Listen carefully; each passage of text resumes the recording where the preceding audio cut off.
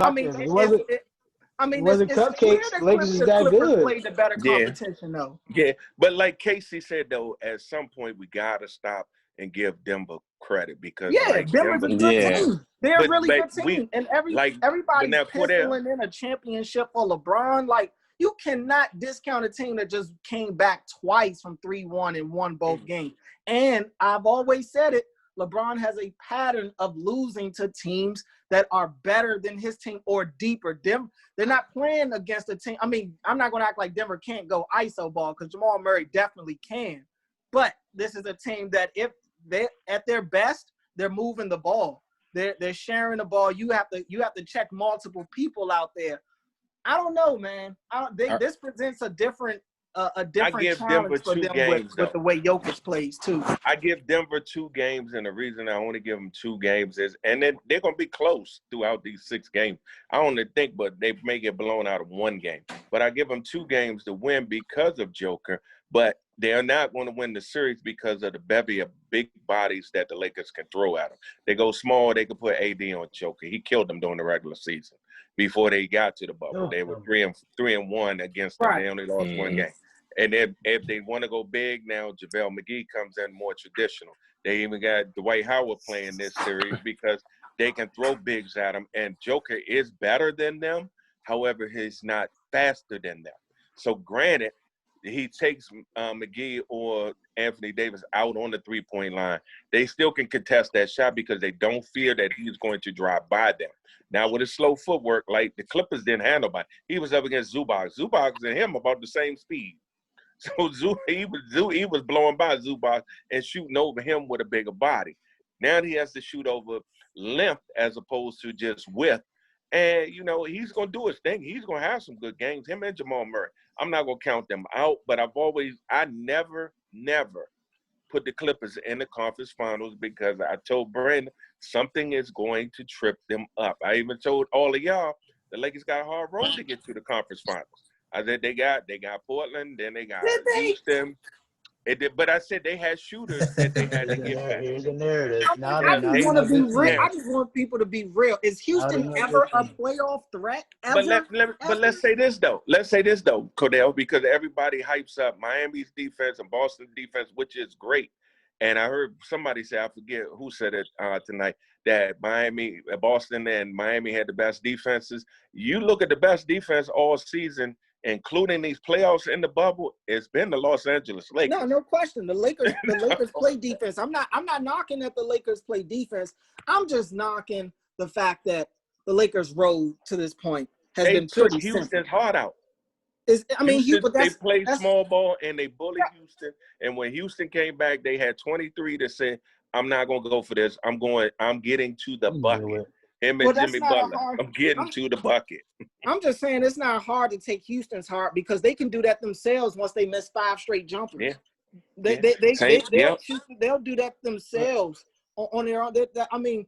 I think that this is going to be their biggest challenge, not just because it's the conference finals, but because they're finally facing a team that's battle-tested, that has seen it all, that has arguably just beaten the most talented team, at least on paper, in the league. You have to worry about these guys. They're not just going to show up to get beat down. I expect the Lakers to win. I want to make that clear. I expect the Lakers to win. But I don't think that this is just going to be, okay, Bron, let's just go ahead and run through the Nuggets and get to the finals and run through whoever the East puts out there, because even the East representative, I think, is going to be a challenge. Oh yeah, the Heat or the Celtics will be a challenge. Either one. I think either one will be a challenge. I know. Most likely. I do say that it has, because I love my Lakers. I do say it has robbed me of, and Neil may agree with this, I do say it has robbed me of the drama for the next round, because, God damn it, I was looking forward to Rondo going at Patrick Beverly and Kawhi, because you can't pump Rondo. I'm glad you said that. And James Harden got punked by Rondo, and that's what changed the series. How do you use he used Harden's arm to demonstrate to the ref what he was doing, and Harden ain't say a word. So Russ got to the free throw line trying to dap everybody up. He nudged ref. Russ, he stood in the middle of them. Everything. All of that talking stopped when Rondo got on the floor. because Rondo got in his head. He even turned around and started arguing with Rondo's brother, and all his brother told him was he was trash. I don't know what's up with my man Russ. Did y'all notice that? I don't know did y'all what's notice up that with the man Clippers? Russ. It really looks like Russ is digressing. I hate to say that. I don't know what's going on with him. He's one of my favorite players in the league, and he's just getting worse. I don't know. That's the most puzzling thing to me. I feel like mentally it's getting to him. He can't shoot. Yeah, that's the problem. He can't shoot. But his shooting has gotten worse. He used to at least be able to hit a pull-up elbow shot. Like his elbow was nice. That elbow shot used to be his bread and butter with OKC. And he can't even hit that anymore. Like, I don't know. Well, he started hitting it in game 6 and 7. I mean, game 4 and 5 against the Lakers. He started hitting it. But I think Russ thing is ego, of which the Lakers game plan that doing Mike D'Antoni's style is either dribble and drive out and kick, and they had Russ on the wings, and that's not Russ' game. So when Russ figured it out and started stepping in, shooting the mid-range, he kept banking it off the backboard and getting some buckets. However, Russ' ego is going to take him, once you keep daring him to shoot that three, his ego is going to make him shoot it, and he's bricking it. That's what the Lakers wanted him to do. I'd rather have, and all of us know on here, I'd rather have Russ shoot the three than James Harden. Oh, yeah. I give Russ that three all day. Of course. And LeBron took his heart, because you see, don't unblock the shot like 5 times. Yeah, he kept looking. Mm-hmm. Every time he went to the bucket, I've he kept never looking seen behind that. him. I've never seen that before. Russell got his heart taken away. No, and I love Russ. I love Russ. I love his heart. I love his intensity. I love the style that he plays. But he got to get with a team that can rein him in some. Yeah. He's got to be able to get he needs the right coach. Where he at? He just need a coach. He just need a coach. But my last thoughts on the Clippers, man, I do think that Doc Rivers does deserve a lot of blame. Do I think he deserves to get fired? I think on most cases, you would fire coaches who have blown multiple 3-1 leagues and who've been with your franchise for over a decade and hasn't gotten you to the conference finals. But I think to keep, to run it back, because if you guys remember, Kawhi and Paul George both have contracts to where they can opt out after next season. So they'll run it back. They'll run it back. But you can run it back. But like you guys said, it's limited pieces they can bring back. And like Cordell said, Steph Curry, Clay, and all of them are going to be back next year. So it's going to be a different ball game in the West, especially for teams like the Rockets and the Clippers, because they're teams that are looking to improve. But you didn't even have a Warriors team in this playoff series. The Warriors team, man, in an empty bubble setting, would have shot the gym out. Man, Steph would have been they would have been shooting that gym out.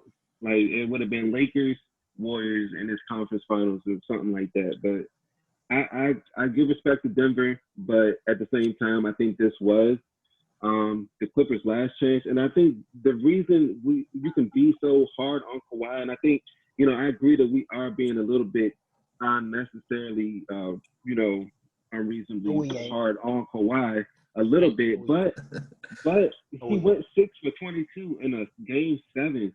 And this is his time to really leave a legacy, to get back to the finals. This was his best chance, because next year you still got LeBron, you still got the Warriors coming back, and it's, you can't bring everybody like you got now on this Clippers team. And it was just like, they just got too involved in the talking and everything, and they didn't really play. So I think, Kawhi does shoulder a lot of blame, but also Doc Rivers, and we all know who Paul George is, and they're just role players didn't step up. I just think they got sucked into the fact of being a big bully. Like, they was trying to be the bully at recess and, trying to take your lunch money, but you still got to play ball, man. Yeah. You just let that go. One more thing, though. Like, I seen this coming, because if you notice in the regular season, who did they always get up for? The Lakers. And then they'll play the Lakers on a Wednesday night, and then they'll lose to a Charlotte Hornets team on a Sunday. Right. Yep. So you see, like, they was literally only focused on the Lakers, and they took every other team lightly. They only got up for the Lakers.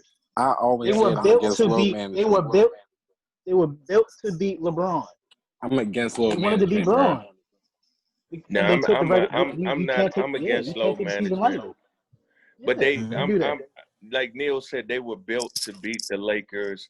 And if you look at it, going to what Brandon said, every team that they started with in this bubble that they punched and punched back, Dallas was getting punked until Porzingis stood up and got the tech, and then his team followed. What happened? What happened in this past series?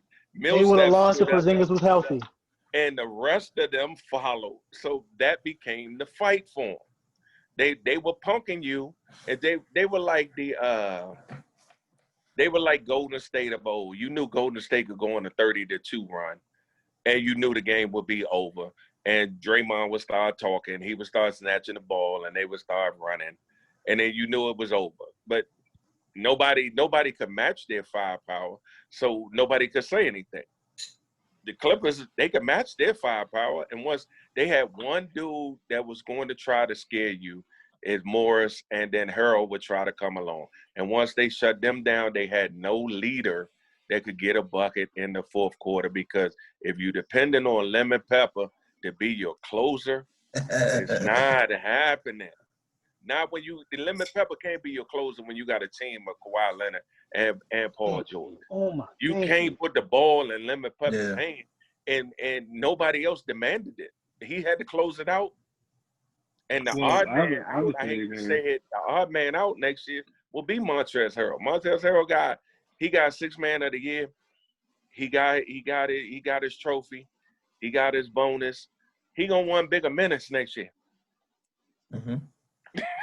Well, I would say, I've never thought Kawhi and Paul George were that ball dominant, players that really want the ball in the crunch time. Yeah, Kawhi, point guard. Kawhi may be a little bit more than Paul George, but man, I was texting y'all, and I was saying, man, their actions just coming off the court the last minute or so, man, they didn't even care. I mean, Kawhi's always gonna not show that much emotion, but Paul George, man, they just walk to the bench like, all right, it is what it is. And then for him to come out and say, man, we didn't have those expectations. Like, man, the whole world had those expectations. So you didn't have those expectations for yourself and the team, and that explains why.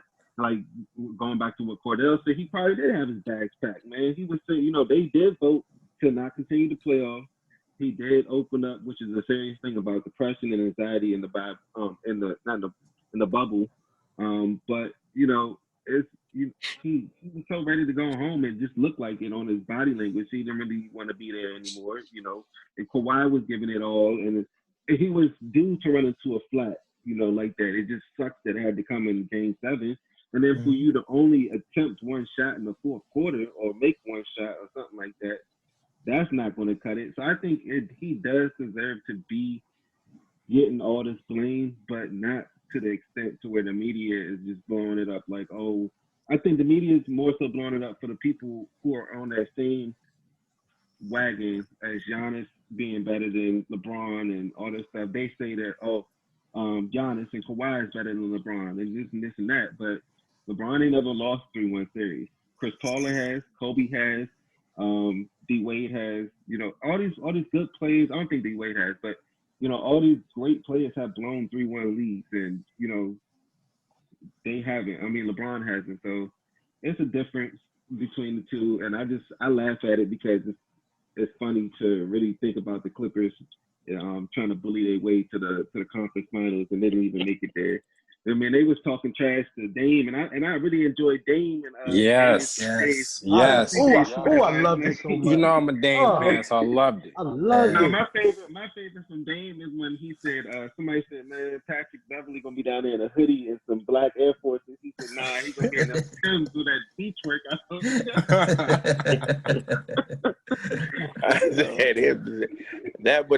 That made it fun. That made it fun that they could go back at him and everything. That made it fun. The only thing that I gotta say about Paul George is, man, I don't want to hear nothing about, we haven't played together that long. Like, they just mortgaged their future for like the next 5 years for you.